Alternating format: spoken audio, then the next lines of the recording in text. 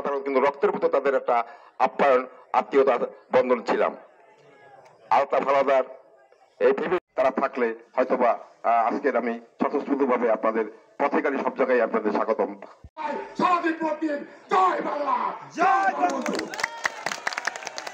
আপনাদের সম্মুখে বক্তব্য রাখবেন কাঠালিয়া উপজেলা আওয়ামী লীগের সম্মানিত সাবেক আহ্বায়ক, সাবেক কাঠালিয়া উপজেলা ছাত্রলীগের।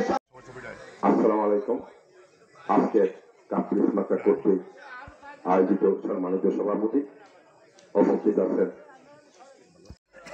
জানি না আজকে নির্বাচনে 29 তারিখে কে হবে আল্লাহ মাহমুদ ছাড়া কেউ বলতে পারেন। উপস্থিত হয়ে এই পথসভাকে প্রাণবন্ত করেছেন যারা, যাদের পরিশ্রমে শিক্ষকতার সম্মান, রাজনৈতিক সম্মান, মুক্তিযুদ্ধের সম্মান, সামাজিক সম্মান সবকিছু পুনরুদ্ধার করবো।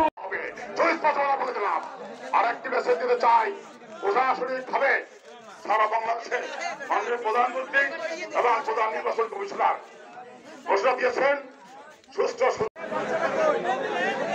এবং আপনাদের সম্মুখে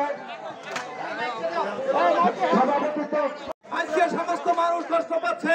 উপজেলার সমস্ত উপজেলা পরিষদে সমস্ত অযোগ্য লোক যাওয়ার কারণে আজকে সমস্ত উপজেলার লোক কষ্ট পাইতেছে।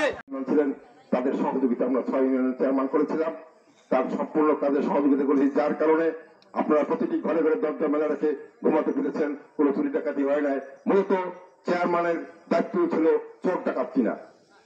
যেহেতু চৌকিদার নিয়োগ করা আছে, চৌকিদার দ্বারাই বোঝা যায়, এই চৌকিদার দ্বারাই যে কে চোর কে ডাকাত।